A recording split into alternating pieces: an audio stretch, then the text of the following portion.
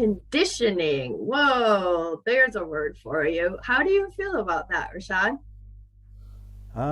It's a big word for me. It's a huge word for me. And we went through your wonderful process, and that's the word that popped out of my Yeah. belly, which was a lot of fun. Because when you're trying to diagnose what's going on, what's the problem, how do we fix it, and you're always looking out there, right? You're looking out there. Well, is it my wife, or is it my job, or is it my friends? You're looking out there, right? Right. But the one thing you never do is say, what is looking at everything out there, right?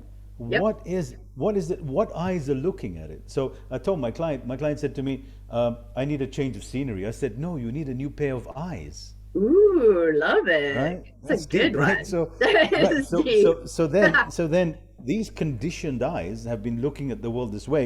I Yeah. take them off and I go, whoa, okay. So in other words, someone else looking at the world and saying, well, have I seen everything out there for what it is? Right. Like Wayne Dyer, Dr. Wayne Dyer, who I respect and love so much, who has passed away, he said, "We don't see things as they are; we see things as we are." Oh, Right, and that's very profound. Love that one. profound, profound. Hmm. Yeah. So all this past conditioning, Yes. unconsciously done. It's not like it was done on purpose. So we're not blaming anybody. We're not blaming society. We're not blaming our Yeah. parents. We're not blaming our past, and we're not pointing fingers. That's really important to realize. But then going back to it and say, why do I view success being measured by how much money I've got, how many Hmm. clients I've got? Why do Right. I measure a successful relationship by how many times we say, I love you, honey, right? Yeah. Or how many times do we measure good parenting by our children saying to us, you're such a good parent, Dad. You see, I mean, these are the Or how wrong the type of, yeah. sorry? Or how they behave, right? Like they're this Exactly. extension of us. So if they can't keep it together at school, it must be us. And we used to get blamed for that too as parents. Yeah, it's parents. Right, And with right. autism, the moms were called refrigerator moms. Their kid had autism because they were so cold themselves. That's how that all started. Like, what? Because Crazy. right, exactly, because we're a society and generally like to blame. Like that's what we do in Oh, corporations as yeah. well. All right, well, let's do an audit, right? Bring in all the numbers. Where's the problem? Ah, he's the problem. Get rid of Yep. him, right? Not Exactly. realizing that he is the symptom of the team, right? Your weakest So, link in the organization is yeah. what forms the organization. So, Yep. so it is that put on a new set of eyes and then look at the world differently and look at yourself differently, because Right. it's how you see yourself is the reflection of the world. So Carl Yep. Jung says so beautifully, what you see wrong in the world is wrong with yourself, right? And that's a very Yes. difficult thing to do because most people like to blame, like you mentioned about parents with autistic children. The moms are to blame, right? And that's not fair on the moms. But the person asking the question needs to go back and look into themselves and say, why are you projecting it out there, right? So look within, understand your conditioning, and I love the teachings of Jung because he talks about the shadow. The shadow Yes. is the part of you that lurks in the background, that's pretending not to be part of you. So Yeah. the Japanese say we wear three masks. We wear one Nice. mask to the world, we wear another mask to ourselves, and then there's the mask that we actually are. And what we want to do is go Ooh. beyond the masks and identify, integrate Yeah. everything that we are, and then love and accepting. It's not a blame game. A lot of Right. people think, oh, so you want me to admit that I'm a bad guy? Yeah, there's nothing wrong with being a bad guy because Yeah. who is a good guy? I always Yep. use an example. I always use example of the guy who ended up killing 12 people, right? And then they interview him, and they interview the neighbors and said he was such a lovely guy. I don't know how he did that. Yes. We generalize based on patterning, on what we know to be good or bad, what's Yes. right and wrong, and then we impose this on society. The problem is good and bad is an ever-moving goalpost, right? Because what was good yesterday is bad today. Think about Right. parenting. My God, I you know. know, Right. and then the corporates as well, right? It's like Hmm. in the old days, talking about your emotions. Hey, that's woo-woo stuff. That's not Right. belonging here. Yep. The new age is like, but the problem is then we overcompensate on the other side, right? Yeah, So now for we're sure. all squishy, lovey-dovey, and no work getting done. So we need to Yeah. get the balance right, you know, and Yeah. that's the And whole that's thing. what I call Is duality, recognize. good and bad. And then unduality, everything just is. And that gives you time to look at it. That keeps you out of ego. So, yeah. And so I don't know if you feel like you've gone through this, but you've been told. So we've been told, what is good, what is bad, and kind of go along with that. And then that's what prevents us from being free, which you totally experienced in your transformation story. So, yeah, you want to speak to those?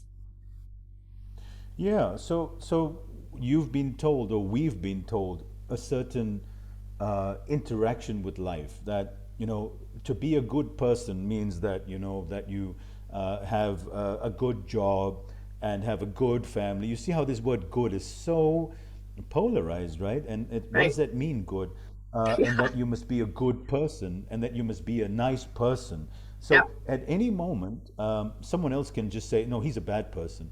Like one of my clients was saying to me, I said to him, "This is what he should be doing," and he said, "Oh, is that a good? Was I doing a good thing or a bad thing?" I said, "It's not about good or bad, right?" Yeah, man. And I love what Rumi says. Rumi, the great poet, he said, "Beyond right and wrong, there is a garden. I will meet you there," Yes, because I that's where we love unite. Right? So, yes. so what you've been told needs to Mhm. be revisited. It's like Yes. the movie The Matrix. It's like you're in a program, okay, and Hmm. the program, and it's not some kind of sci-fi woo kind of stuff. You got to remember, you've been conditioned to see the world a certain way. Now, Yes. is it working for you? If it's working for you, Ooh. no need to change it, Yep. right? Yep. But if it's not working for you and it's not finding joy with you, with your organization, with your relationships, let's revisit why we see the world this particular way. And I Right. bring a lot of the teachings of the Zen masters who incorporate looking at the world in a different way altogether, right? So how do we Yes. get beyond this? Then prevents us from being free, right? Because we're not free with the program for you to win. Because the program that you're using right now about what's good and bad, right and wrong, it's not working for you. And if it is, great. Look, it works when you're successful and you're a nice guy and everything. You screw up one of society's patterns, now you're the bad guy, you're the bad girl, and you're just Right. discredited. And now you suffer that. So Yeah, I say, absolutely. Yeah. that, and that prevents you then from being free. And Yeah. the important, yeah, Yeah, I was gonna say I yeah. studied with Bible study fellowship for like 7 years, and the best thing I took away is um how we'd study character, if you will, from the Bible, and what they did, which would be like considered sin or whatever. And it's like, how are you doing that in your life? And it's like, what? He's like this major bad guy or bad woman or whatever. It's like, what do you mean do it in my life? And I loved that teaching, where you could look at your own shadow side. And it was interesting because people who thought that person was like really, really bad, they had a whole lot more inner work to do than some other people. So that was just super freeing. And yeah, that's the kind of stuff though that keeps you from feeling free. How about listen to your soul? When you think Yeah, about that, or not think about yeah. that, what comes up Well, from your soul when you hear that? well, from my soul, you see, when you're trying to decide what's good for you, what's bad for you, what this situation means, if you engage in the dialogue in your head and you say, well, according to this, then I'm screwed, or Right. I'm terrible at this, or I'm terrible at that, or this is going to happen, and all these things confuse you. So in order to transcend the rational mind, which is polarity, right? It's the left Yeah. and right brain. It's right and wrong. It's black and white. It's, is he a good guy or a bad guy? You got to put him in a box, right? Everybody loves boxes. And so if you look at your heart or your soul, I say it's an organ of singularity, because the heart, as you mentioned, speaks in onesies, right? It's just The one, soul, I one. say, speaks in onesies. Yeah. The soul, the heart, if you want to differentiate that, you can, but it depends where you locate it, because it is a mystical thing that you can't isolate, because the heart in all traditional cultures is not. For instance, Aristotle said the seat of the soul is the heart, and the Ah, brain is just a lump of flesh. But we like to arrange things. So, but if you listen to your heart, to your soul, to your intuition, to your inner guidance, to your inner child, all these things, and most of us don't know how to tune into our intuition, and that's why we get confused, we get annoyed, and we get frustrated. And so part of what I do is teach you how to calm down your mind, bring yes. your awareness into your body. Linda, you know very well because we did that together, centering in your Good. breath, and then feeling what's actually going on, and Yeah. because the more you engage with the mind, the more confused you get, right? And Yes, right very now much so. it's so confusing because we have thousands of different opinions, ideas, and information. Hmm. You can watch 10,000 hours of YouTube and you will still feel horrible, Right. right? So Hmm. it's not about that, but if you sit quietly, as we did, breathe through your belly, right? Calm down your mind for a bit in your brain, Hmm. and allow your intuition to arise. It's Yes. amazing what you find. You know, it was one of the Yeah. biggest gifts that I ever learned was to tune in to the voice inside of me. I didn't know there was a voice inside of me. All I heard was the Yeah. ego mind Yeah. babbling on and on. For sure. Till you learn to be the observer of the observed, right? You see yourself Exactly. more from the outside. I love it. Thank you so much, Rishad. This has been great.